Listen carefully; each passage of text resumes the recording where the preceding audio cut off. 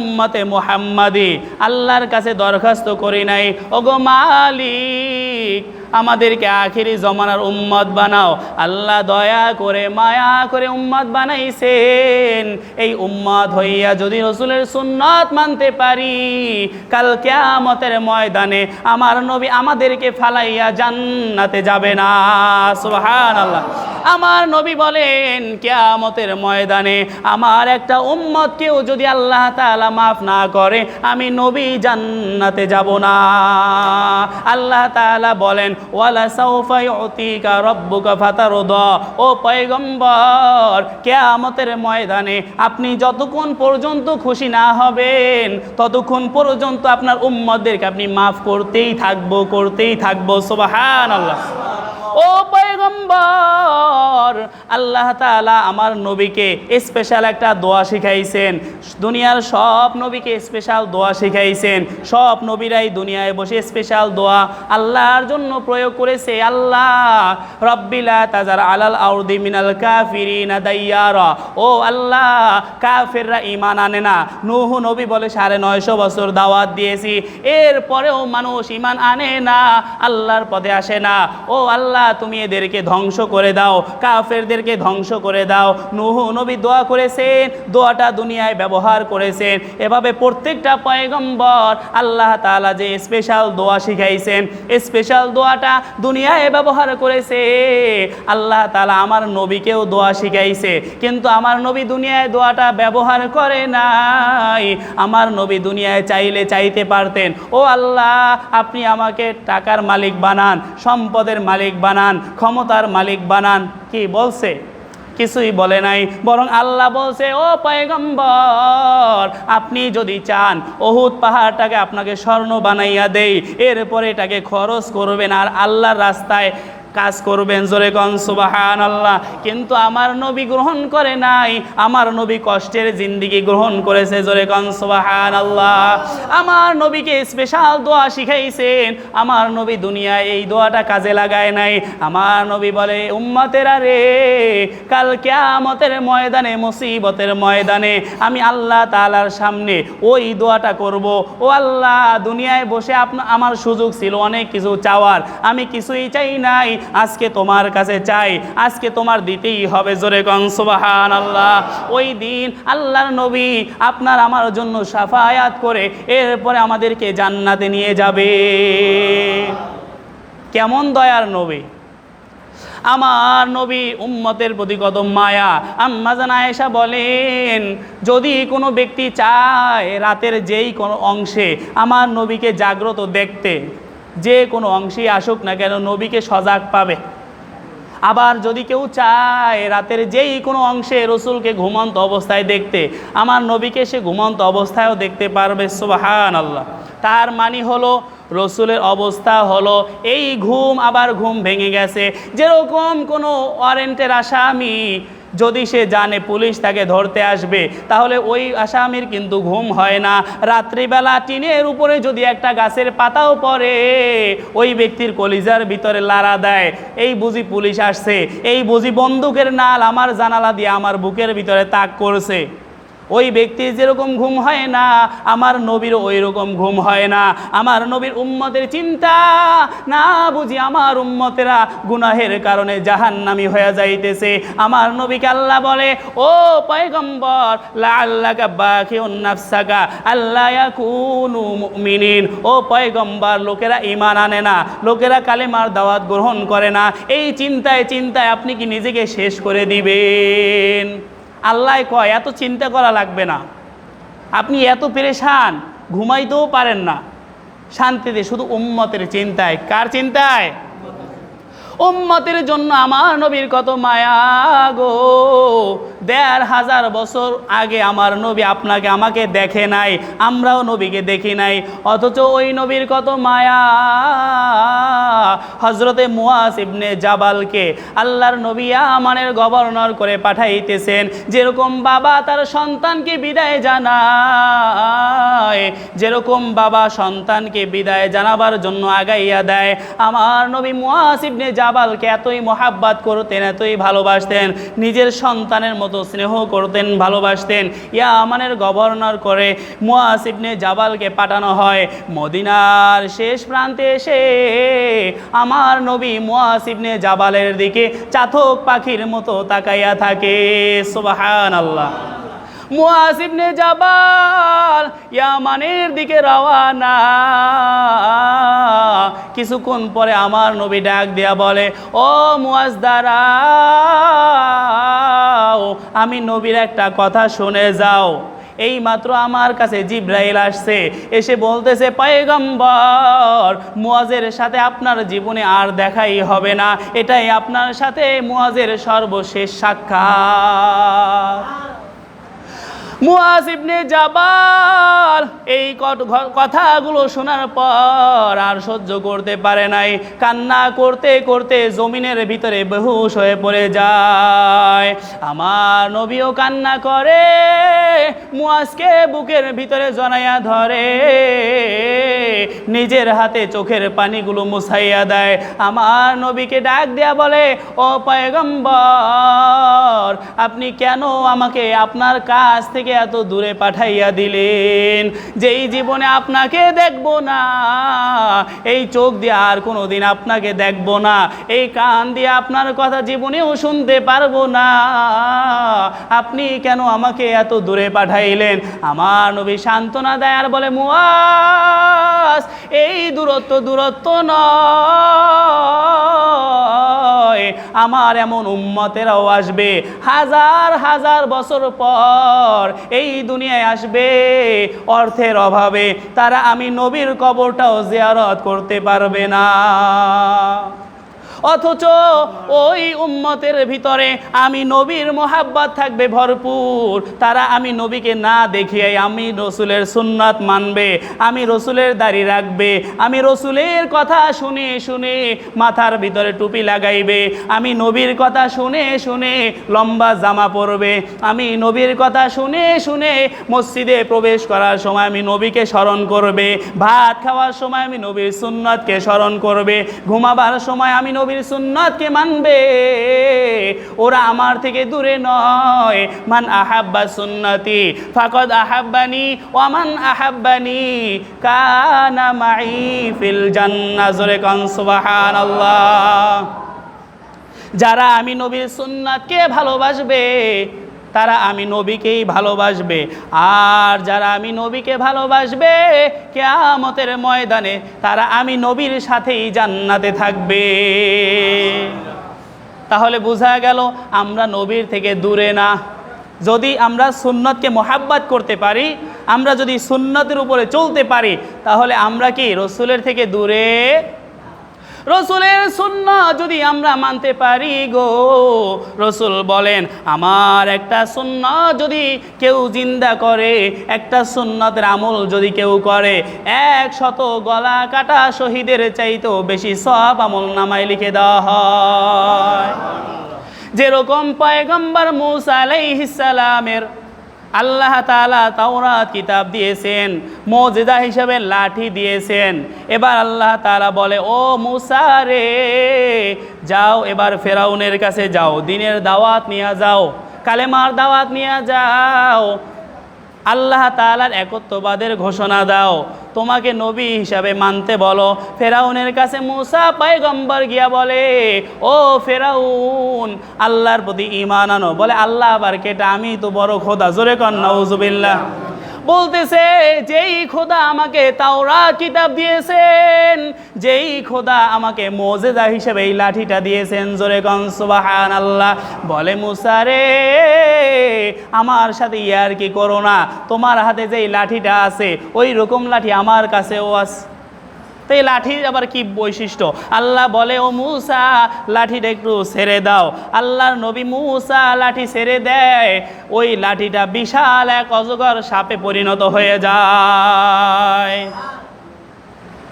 মুফাসসিরিনে কেরাম কিতাবের ভিতরে লেখেন, ওই সাপের মুখের দৈর্ঘ্য ছিল 40 গজ। কয় গজ? 40 গজ, মানে 80 হাত। 80 হাত হলো উপরের ঠোঁট আর নিচে ঠোঁটের দৈর্ঘ্য। এত বড় সাপ ফেরাউন 14 গোষ্ঠী তো দেখে নাই। ফেরাউন দেখে তার পাতলা পায়খানা শুরু হয়ে গেছে।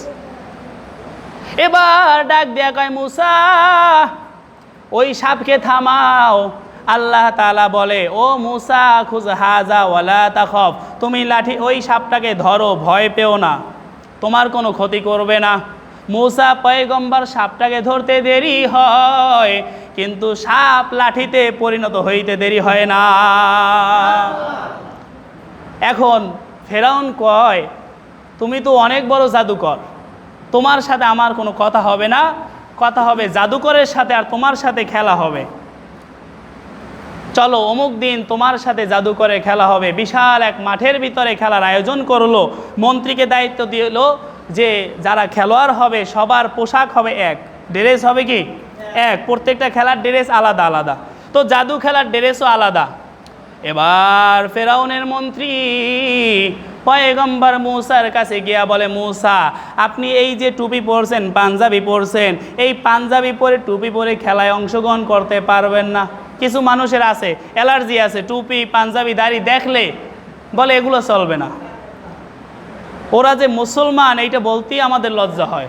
মুসলমান হইয়া কিভাবে বলে যে তোমার দাড়ি রাখলে তোমার চাকরি হবে না, তোমার টুপি রাখলে তোমার এই কাজটা হবে না। এটা মুসলমানের কোনো কথা না, এটা ওই কাফের বেঈমানদের কথা। কথা বলেন ঠিক কিনা? ফেরাউনের মন্ত্রী এসে বলে, ও মুসা রে, তোমার এই টুপি ফালাইতে হবে, তোমার পাঞ্জাবি খুলতে হবে, আমাদের বানানো পোশাক তোমাকে পরতে হবে। মুসা নবী বলেন, আল্লাহর নবীরা কোনো মানুষের বানানো পোশাক পরে না, আল্লাহর নবীরা ওই পোশাক পরে যেই পোশাক জান্নাতি পোশাক, যেই পোশাক আকাশের ফেরেশতার পোশাক। সুবহানাল্লাহ। এখন মন্ত্রী চিন্তা করছে, মুসা এমন রাগী নবী, তার সাথে বাড়াবাড়ি করাও যায় না। কিতাবের ভিতরে আছে মুসা পয়গম্বরে এত জিদ, এত রাগ, যখন তার রাগ উঠতো মাথার পাগড়ি ভেদ করে মাথার চুলগুলো এরপরে বাহির হয়ে যাইতো। সুবহানাল্লাহ। মাঝে মাঝে কেতাব থুইয়া তুর পাহাড়ে লাঠিটা থুইয়া বলে, আল্লাহ তোমার কেতাব তোমার লাঠি তুমি নিয়ে যাও, আমি এই গেলাম। এইরকম একজন খুব রাগী নবী। আরও হাতে যে লাঠিটা, এটা তো দেখছে মন্ত্রী যে এটা ছেড়ে দিলে অজগর সাপ হয়ে যায়, অতএব কি করা যায়? মুসা তো রাজি হয় না। এবার মন্ত্রী চিন্তা করলো, এবার জাদু খেলার ড্রেস হবে আলাদা। মুসা নবীর গায়ে যেই পোশাক, জাদুকরদেরকে ওই পোশাক পরাইতে হবে। সুবহানাল্লাহ। এছাড়া তো উপায় নাই। যদি ফেরাউন জানতে পারে সবার পোশাক এক হয় নাই, তাহলে আমার মন্ত্রিত্ব শেষ। এই জন্য চিন্তা করলেন, মুসা নবীর গায়ে যেই পোশাক, সমস্ত জাদুকরের গায়ে একই পোশাক বানাইতে হবে। এবার সবাইকে টুপি পরাইছে, সবাইকে পাঞ্জাবি পরাইছে, সবাইকে পাগড়ি বানাইয়া দিছে। জোরে কন সুবহানাল্লাহ। আল্লাহ তাআলা দেখে আর হাসে। আল্লাহ তাআলার কাছে বিষয়টা খুবই ভালো লাগছে। আল্লাহ তাআলা আরশ থেকে সব কিছু দেখেন। যখন মাঠের ভিতরে চলে আসছে, এখন আদবের পোশাক যখন পরছে, পোশাকেরও একটা বরকত আছে, পোশাকের একটা তাসির আছে। যেরকম আমার মতো এরকম টুপি পাঞ্জাবি দাড়ি পরে কেউ ইচ্ছা করলে সিনেমা হলে যাইতে পারবে? এরকম পোশাক পরে কেউ বিড়ি সিগারেট খাইতে পারবে? বলেন তো দেখি। বিবেকে বাধা দিবে, মানুষেও বলবে, বেটা তুই হুজুর মানুষ, তুই বিড়ি খাও সিগারেট খাও, তোর আক্কল জ্ঞান নাই, কি বলবে কিনা? তো মানুষের কথায় হলেও আমার এই পোশাকের কারণে হলেও আমার গুনাহের কাছ থেকে বাঁচা সহজ হবে। আবার এই পোশাক পরে কেউ দাঁড়ায় প্রস্রাবও করতে বোঝা গেল এই পোশাকের একটা বরকত আছে। এই পোশাক গায়ে দিলে গুনাহের কাছ থেকে বাঁচা যায়। এই পোশাক গায়ে দিলে গুনাহের কাছ থেকে বাঁচা সহজ হয়। তো মুসা পয়গম্বরের পোশাক যখন জাদুকরের গায়ের ভিতরে লাগাইলো, এবার তাদের ভিতরে আদব আসছে। এবার বলে, মুসা জাদু খেলা আপনি শুরু করবেন নাকি আমরা শুরু করব? সম্মান দিতেছে, আদবের পোশাক আছে, এখন সম্মান দেওয়া শুরু করছে। ও মুসা জাদু খেলা আপনি শুরু করবেন না আমরা শুরু করব? মুসা পয়গম্বর কয়, আপনারাই শুরু করেন। সুবহানাল্লাহ। জাদুকররা সবাই যার যার তন্ত্র মন্ত্র পরে এবার সাপ বানাইয়া মাঠে ছেড়ে দিয়েছে। মাঠ বোঝাই হয়ে গেছে, চতুর্দিকে সাপ আর সাপ। এবার পয়গম্বর মূসা নিজের হাতের লাঠিটা ছেড়ে দিয়েছে। লাঠি ছাড়া মাত্রই বিশাল অজগর সাপ হয়ে মাঠের ভিতরে যত সাপ ছিল সবাইকে গ্রাস করে নিয়েছে। সুবহানাল্লাহ। জাদুকর এই ঘটনা দেখার পর আর দেরি করে নাই, তারা কালেমা পড়তে পড়তে মুসলমান হয়ে গেছে। ফেরাউনের মাথা নষ্ট। জাদুকরদের আনলাম আমার পক্ষে থাকবে, মূসার সাথে ফাইট করবে, এরা সব মূসার অন্তর্ভুক্ত হয়ে গেছে, মূসার শিষ্য হয়ে গেছে। তোদের একটাকেও আর জিন্দা বাড়ি ফেরাবো না। সবাইকে ফেরাউন হত্যা করেছে, অর্থাৎ সবাই শাহাদাতের মর্যাদা পেয়ে জান্নাতের মেহমান হয়ে গেছে। জোরে কোন সুবহানাল্লাহ। মূসা পয়গম্বর আল্লাহর কাছে দোয়া করে, আল্লাহ রে, দাওয়াত নিয়ে পাঠাইলেন ফেরাউনের কাছে, কিন্তু ফেরাউন কালেমা পড়ে নাই। কোথার থেকে জাদুকররা আসছে, তারা কালেমা পড়ছে, শুধু কালেমাই পড়ে নাই, তারা শাহাদাতের মর্যাদা পেয়ে জান্নাতের মেহমান হয়ে গেছে। আমার আল্লাহ ডাক দিয়া কয়, ও পয়গম্বর, আমি আরশ থেকে চাইয়া চাইয়া দেখি আমার নবীর গায়ে যেই পোশাক, জাদুকরের গায়ে ওই পোশাক, আমি আল্লাহর কাছে ভালো লাগছে, এই জন্য আমি খুশি হইয়া তাদের ঈমান দান করেছি। এরপরে তারা যখন আপনাকে সম্মান দিয়েছে, আমার একজন বন্ধুকে যখন সম্মান দিয়েছে, আমি আল্লাহ খুশি হইয়া তাদেরকে শাহাদাতের মর্যাদা দিয়া জান্নাতের মেহমান বানায়া দিছি।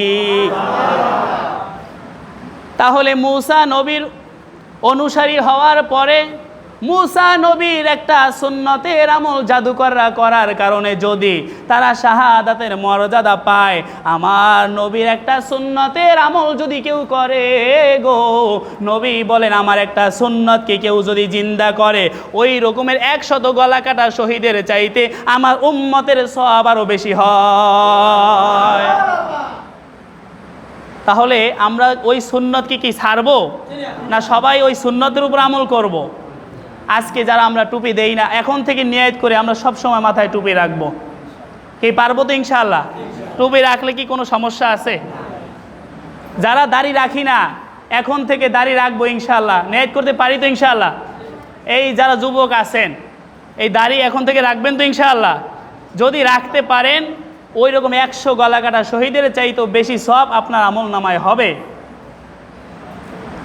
যারা লম্বা জামা পরতে পারি না, শরম শরম করে, লোকের আমাকে হুজুর হুজুর কইবে, হ্যাঁ কিরে দরবেশ হয়ে গেছো। আসলে আমাদের মন মস্তিষ্ক এত খারাপ হয়ে গেছে, একটা মানুষ নামাজ পড়ে না তাকে নিয়ে টেনশন নাই, দাড়ি রাখে না টেনশন নাই, জিকির করে না টেনশন নাই, কিন্তু যেই লোকটা একটু নামাজের দিকে অগ্রসর হয় তখন তারে নিয়ে টিটকারি করি, কিরে তুই মুসল্লি হয়ে গেছ, কিরে তুই দিয়ে এখন নতুন নতুন দাড়ি রাখা শুরু করছো হাজী সাহেব। তাই এরকম আমরা টিটকারি করি, মানে বোঝা গেল এই টিটকারিটা আসলে মানুষ করে না, ওটা শয়তানে করায় ওরে দিয়া। তাহলে দুনিয়ার কোনো বন্ধু বান্ধব আপনাকে টিটকারি করবে, হাসবে, এই চিন্তা করে আপনি সুন্নত থেকে দূরে সরবেন না। নেক কাজের প্রতি মহাব্বত যদি আপনার থাকে, রসুলের সুন্নত যদি আপনি মানতে পারেন, এটাই আপনার আমার জন্য বড় সফলতা। জোরে কোন সুবহানাল্লাহ। তো যাই হোক, রসুলের সুন্নাত তরিকায় চলতে হবে।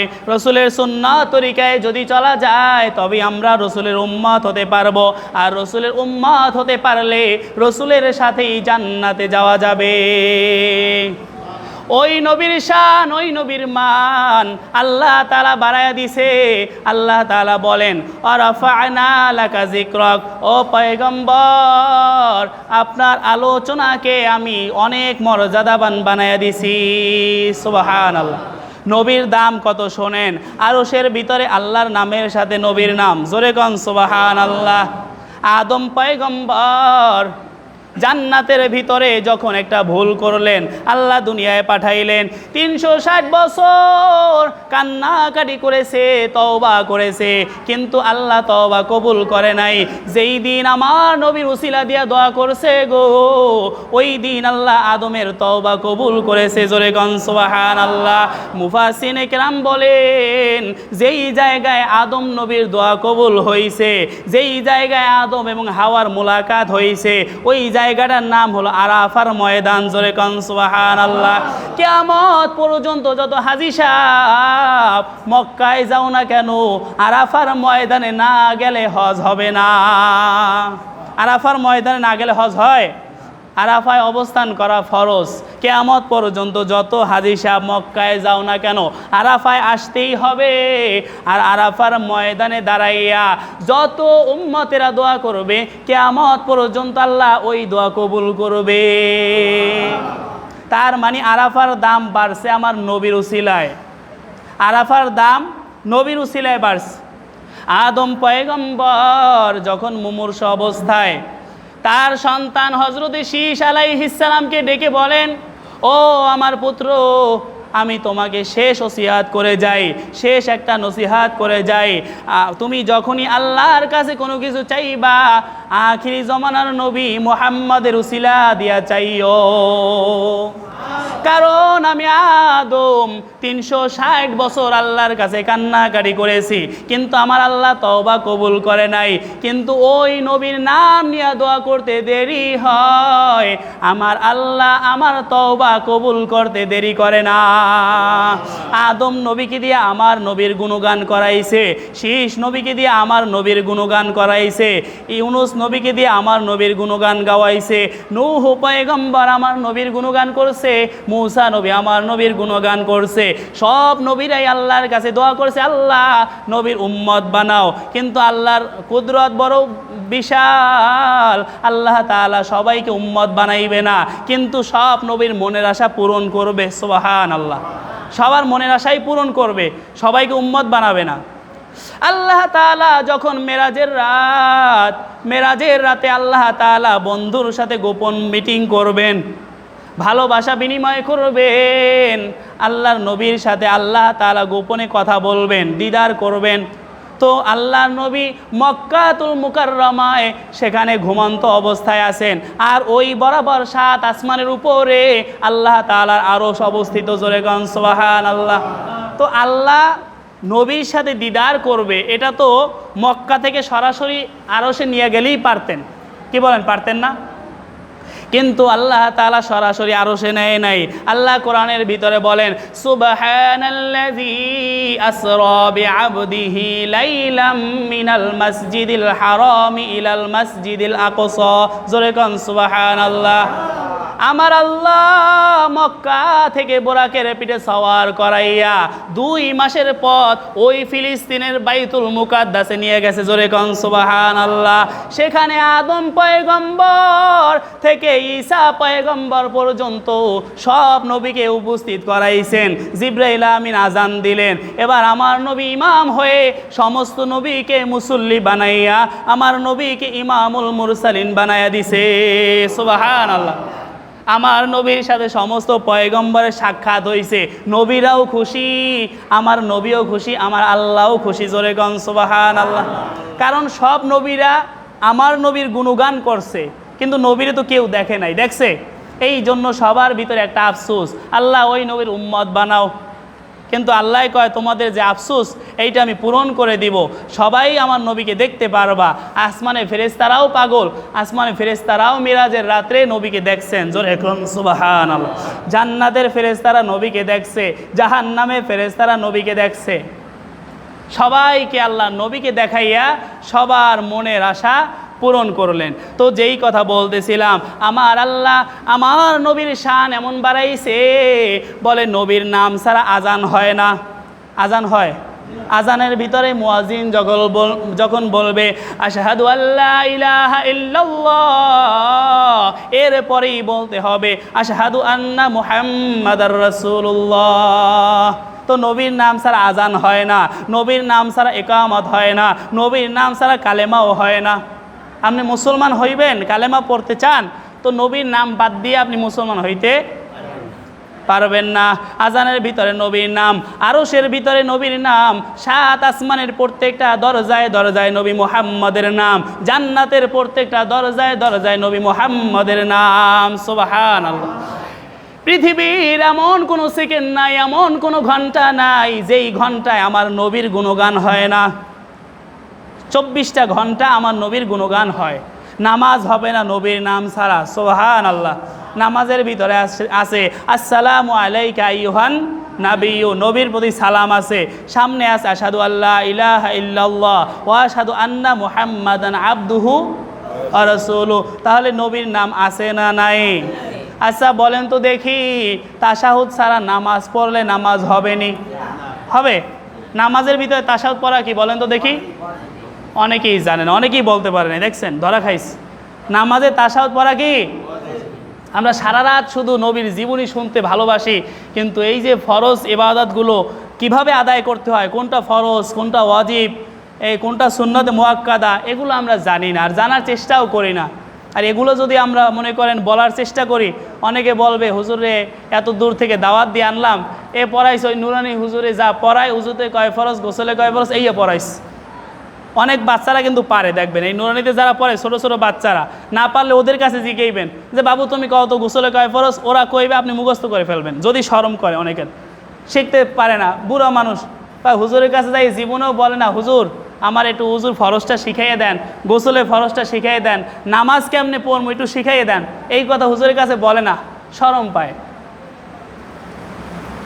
আর এই সমস্ত ছোট ছোট বাচ্চাদেরকে যদি আপনি জিজ্ঞাসা করেন বাবু তুমি বলো গোসলে কয় ফরজ, ও বলবে গোসলে 3 ফরজ।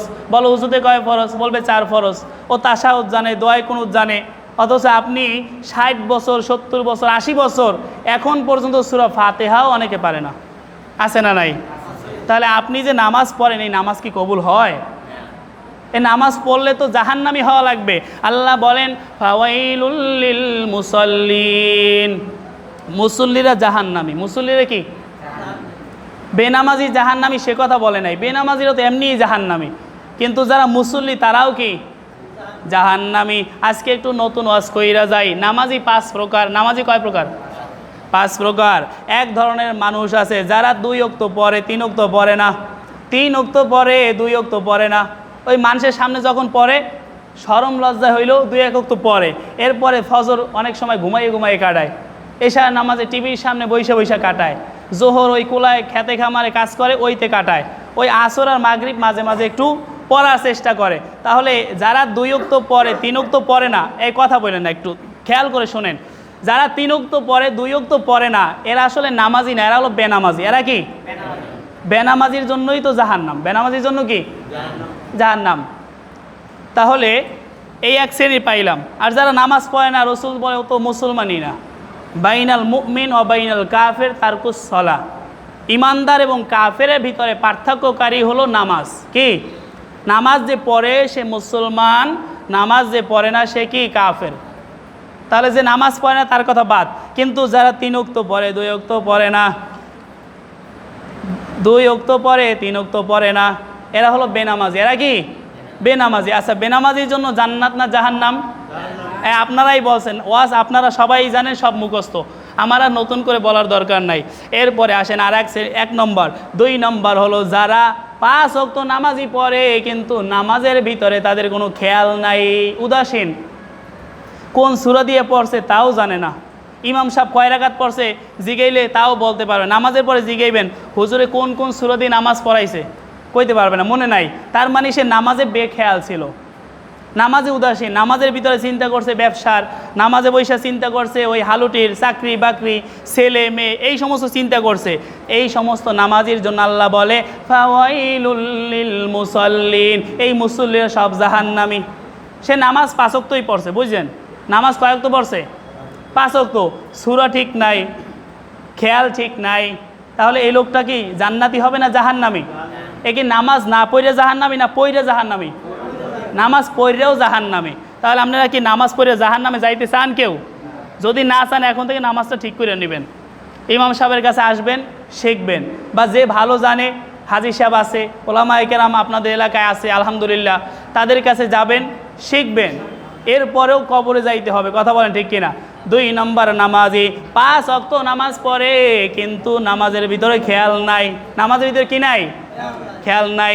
3 নম্বর নামাজি, যেই নামাজি 5 ওয়াক্ত নামাজ পড়ে, খেয়াল বারবার ছুটে যায়, কিন্তু আবার ঘুরে নামাজের ভিতরে আনে। রসুল আমার হাদিসের ভিতরে বর্ণনা করেন, যখন কোনো বান্দা নামাজের ভিতরে দাঁড়ায়, নামাজের ভিতরে দাঁড়াবার সাথে সাথে একদল শয়তান এসে প্রবেশ করে। কয় দল? একদল শয়তান আসে নামাজির নামাজ নষ্ট করার জন্য। কি করার জন্য? নামাজিকে সরাসরি আপনাকে মসজিদ থেকে বের করে দিবে না, কিন্তু শয়তান এসে বলবে উস্কুর কাজা, উস্কুর কাজা, এইটা মনে করো, এইটা চিন্তা করো, এইটা স্মরণ করো। তাহলে নামাজি যখন নামাজে দাঁড়াইয়া দুনিয়ার চিন্তা করবে, তার নামাজটা বাতিল হয়ে যাবে। তার নামাজটা কি বাতিল হয়ে যাবে। ওই নামাজ দিয়ে সে কখনো জান্নাতে যেতে পারবে না। তো ইবলিস শয়তান সাকসেস। কিন্তু 3 নম্বর নামাজি যে হবে, শয়তান এসে বলবে উস্কুর কাজা, উস্কুর কাজা, চাকরির কথা মনে করো, সন্তানের কথা মনে করো, ব্যবসা বাণিজ্যের কথা মনে করো। কিন্তু ওই 3 নম্বর নামাজি বারবার খেয়াল ঘুরাই আনবে নামাজের দিকে, আমার মাওলায় আমার দিকে তাকাই আছে। সুবহানাল্লাহ। এই খেয়াল যেই বান্দা করতে পারবে, ওই নামাজি যখন কিছুদিন নামাজ পড়বে, নামাজ পড়তে পড়তে তার ভিতরে এমন একটা খেয়াল পয়দা হয়ে যাবে, ওই নামাজি শুরু থেকে শেষ পর্যন্ত দুনিয়ার খেয়াল বাদ দিয়া আখিরাতের খেয়ালে নামাজ আদায় করতে পারবে। জোরে কোন সুবহানাল্লাহ। এই 3 নম্বর নামাজি যারা হবে, শয়তান বারবার আপনার অন্তরটা দুনিয়ায় নিয়ে যাবে, আর আপনি কারাগারি করবেন শয়তানের সাথে, অন্তটাকে আবার নামাজে আনবেন। এভাবে করতে করতে আপনি 4 নম্বর নামাজি হবেন। কয় নম্বর? 4 নম্বর নামাজি যারা হবে, রসুল বলেন জীবনে যদি কেউ এরকম 2 রাকাত নামাজ পড়ে গো, শুরু থেকে শেষ পর্যন্ত দুনিয়ার কোনো খেয়াল আসবে না, আখিরাতের খেয়াল নিয়ে নামাজ পড়তে পারবে, ওই লোকটার জন্য জান্নাত ওয়াজিব। সুবহানাল্লাহ। কয় রাকাত নামাজ? জীবনে যদি কেউ 2 রাকাত এরকম পড়তে পারে, তা বলা তো অনেক সহজ, জীবনে পড়ে দেখছেন? দুনিয়ার খেয়াল আসবে না, একেবারে শুরু থেকে শেষ পর্যন্ত আপনি নামাজ পড়বেন আখিরাতের খেয়ালে, জান্নাত জাহান্নামের খেয়ালে। যদি এই খেয়ালে পড়তে পারেন, 2 রাকাত নামাজই আপনার জন্য জান্নাত ওয়াজিব। সুবহানাল্লাহ। আর এক ধরনের নামাজি আছে, 5 নম্বর নামাজি। এই নামাজি আপনি আর আমি হইতে পারবো না। এই নামাজি হলেন দুনিয়ার সব পয়গম্বর। সুবহানাল্লাহ। এরা কবরে বসেও নামাজ পড়ে, এরা কবরে বসেও নামাজ পড়ে। বলে এরা জান্নাতের আশায়, জাহান্নাম থেকে মুক্তির আশায় নামাজ পড়ে না, এরা নামাজ পড়ে, নামাজ পড়লে এরা খালি মজাই পায়। কথা বন্ধ করি আমরা। এরা নামাজ পড়ে কেন? বলে নামাজ পড়লে এরা মজা পায়। কি পায়? মজা পায়। আমরা তো নামাজ পড়লে মজা পাই না, কি পাই? মসজিদে আসলে তাড়াহুড়া। আর একটা মাসালা, গুরুত্বপূর্ণ মাসালা বলে রাখি, অনেকে মসজিদে আসেন, আসার পরে কি করেন? দাঁড়াইয়ে থাকেন, দেখে 2 মিনিট 1 মিনিট আছে, বসবো, এটা ভালো লাগে না, দাঁড়াইয়ে থাকে। তো এই যে মসজিদে এসে যদি কেউ দাঁড়াইয়া থাকে, এটা হলো মুনাফিকের একটা আলামত। জোরে কন নাউজুবিল্লাহ। কেননা হাদিসে আসছে, যদি মুমিন বান্দা মসজিদে প্রবেশ করে, এমনভাবে সে থাকবে নিরাপদ যেন মাছ পানির ভিতরে নিরাপদ। জোরে কন সুবহানাল্লাহ। আর মুনাফিকরা মসজিদে আসলে ছটফট করবে, কখন মসজিদ থেকে বের হব। মসজিদ থেকে কখন? যেরকম মাছ যদি পানির থেকে উঠাইয়া তরে রাখা হয়, মাছ ছটফট করে, কখন পানিতে লাফাইয়া পড়বো। কথা বলেন ঠিক কিনা? তা মুনাফিক যারা হবে মসজিদে আসলে কি করবে? ছটফট করবে। 1 মিনিট যদি দেরি হয়, ইমাম সাহেবের সাথে ঝগড়া শুরু করে দিবে, সময় মতো নামাজ পড়ায় না, হুজুরের সময় মতো আজান দেয় না, নামাজ পড়ায় না, হুজুরের সাথে পুরো ফায়ার। আচ্ছা, মসজিদে এসে যদি 2 মিনিট দেরি করেন, লস আছে? আপনি নামাজের জন্য অপেক্ষা যদি 5 মিনিট বেশি করেন, তাহলে কি হবে? বলে ওই 5 মিনিটও আপনার আমল নামায় নামাজের সওয়াবই লেখা হবে। জোরে কোন সুবহানাল্লাহ। তাহলে মসজিদে আইসা ডাহাডাই করবেন, দাঁড়াইয়ে থাকবেন। মসজিদে আসছেন, 1 মিনিটও যদি থাকে বইসা পড়বেন। দাঁড়াইলে বোঝা যাবে আপনার ব্যস্ততা, ছটফট করতেছেন, কোন সময় নামাজ শুরু হবে এই অপেক্ষা করতেছেন। তার মানে বোঝা গেল আপনার ভিতরে মুনাফিকের আলামত ঢুকছে। কিসের আলামত? এই জন্য মসজিদে এসে দাঁড়াইয়ে থাকবেন না, খবরদার। মসজিদে এসে বইসে যাবেন, ইমাম সাহেব যখন বলবে তখন দাঁড়াবেন। তো যাই হোক, ফাঁকে এই কথাটা বলে দিলাম। যেই কথা বলতেছিলাম, আমার নবীর গুণগান সমস্ত নবীরা করেছেন, যার কারণে মেরাজের রাতে মসজিদুল আকসার ভিতরে আদম থেকে ঈসা নবী পর্যন্ত সব পয়গম্বরের সাথে আমার নবীর সাক্ষাৎ করায় দিয়েছেন। সুবহানাল্লাহ। শুধু এখানেই শেষ নয়, বলেছি নামাজ হয় না নবীর নাম ছাড়া। পৃথিবীর এমন কোনো ঘন্টা নাই, এমন কোনো মিনিট নাই যেখানে নবীর গুণগান এই দুনিয়ায় চলে না। পৃথিবীর কোনো কোনো জায়গায় এখন ফজরের আজান হয়, কোনো কোনো জায়গায় জোহরের আজান হয়, কোনো জায়গায় এখন আসরের আজান হয়, কোনো জায়গায় আমাদের বাংলাদেশি এখনও এশার আজান চলতেছে। সুবহানাল্লাহ। তাহলে আল্লাহ তাআলা সময়ের ব্যবধান এমন করে বানাইছেন 24টা ঘন্টায় আল্লাহর গুণগান যেখানে হয়, নবীর নাম সেখানেই উচ্চারণ হয়। তো দেখছেন কায়দাটা কেমন। আল্লাহ কয় ওয়ারাফা'না লাকা যিকরাক, ও পয়গম্বর আপনার আলোচনাকে আমি সর্বোচ্চ মর্যাদা দিয়েছি। সুবহানাল্লাহ। নবীর উসিলা ছাড়া দোয়াও কবুল হয় না। আদম নবীর দোয়া কবুল হয়েছে? নবীর উসিলায় কবুল হয়েছে। নবীর উসিলায় যদি কোনো উম্মত নিজের জন্য দোয়া করে ওই দোয়াটাও কবুল। যদি কেউ নবীর উসিলা দিয়া নিজের জন্য বদদোয়া করে ওই বদদোয়াটাও কবুল হয়ে যায়। আমার নবী যখন এই রবিউল আউয়াল মাসে ইন্তিকাল করেন, নবীর একজন আশিক 15 দিন সফর করে মদিনায় আসছে। কয়দিন? 15 দিন সফর করে মদিনায় প্রবেশ করার পর শুনতে পাইলেন নবী দুনিয়ায় নাই, নবীজি ইন্তেকাল করেছেন। মনে বড় আশা, নবীকে 2 নয়নে দেখবে, নবীর জবান থেকে 2টা কথা নিজের কানে শুনবে। এই আশা নিয়ে দীর্ঘ 15 দিন সফর করে মদিনায় আসছেন, কিন্তু নবীকে পায় নাই। নবীর কবরটাকে জিয়ারত করলেন। নবীর রওজার পাশেই হযরতে আলী দাঁড়ানো অবস্থায় আছে। হযরতে আলীকে দেখে বলে, ও নবীর সাহাবী, ও নবীর জামাতা, তুমি তো নবীর জামাই, তুমি তো নবীর সাহাবী, বলো হে আলী, নবীজিকে তো দেখতে পারলাম না, নবীজির জবানে 2টা কথাও শুনতে পারলাম না। আমার মনে বড় আশা, আমি শুনতে পেয়েছি নবীর শরীরের ঘামের ঘেরান মেশক আম্বরের চাইতেও বেশি আসতো। জোরে গান সুবহানাল্লাহ। ওই নবীর একটা জামা দাও, যেই জামাটা নিয়ে আমি নবীর শরীরের ঘ্রাণ নিব। হযরতে আলী তাকে হাদিস শোনায়, মান যারা কবরি ওয়াজাবাত লাহু শাফাআতি। নবী বলে গেছেন যদি কোনো উম্মত আমার কবর জিয়ারত করে আমি নবীর উপরে ওয়াজিব হয়ে যায় ওই উম্মতকে শাফায়াত করা। সুবহানাল্লাহ।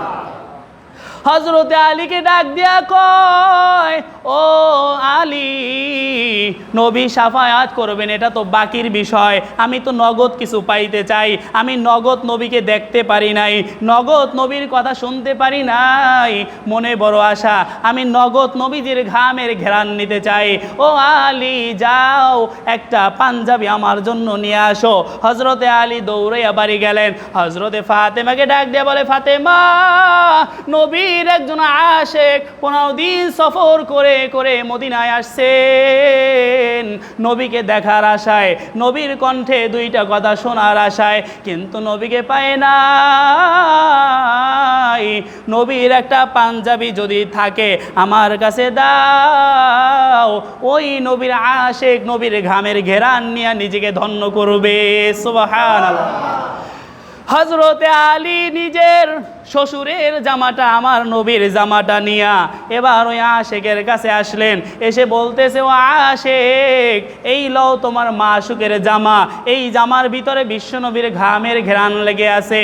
ওই নবীর আশিক জামাটা নাকের কাছে নেওয়ার পর এতক্ষণ ছিল নবীর আশিক, এখন গেছে পাগল হয়ে। জোরে কোন সুবহানাল্লাহ।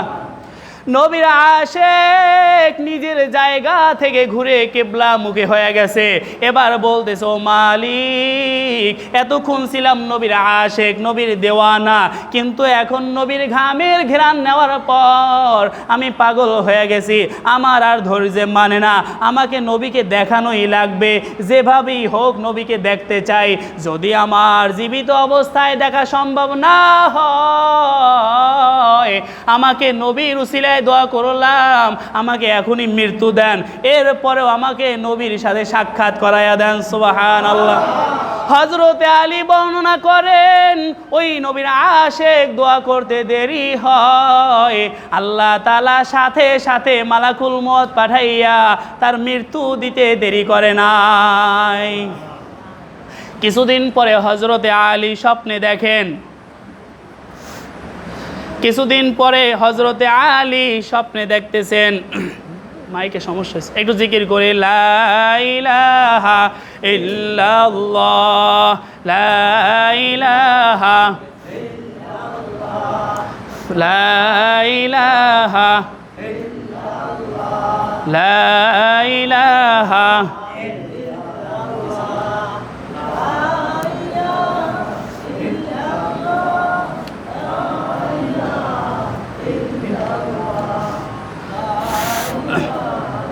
লা ইলাহা ইল্লাল্লাহ, লা ইলাহা, জবান খুলে আরো জোরে, লা ইলাহা, লা ইলাহা, লা ইলাহা ইল্লাল্লাহ, লা ইলাহা ইল্লাল্লাহ, লা ইলাহা, লা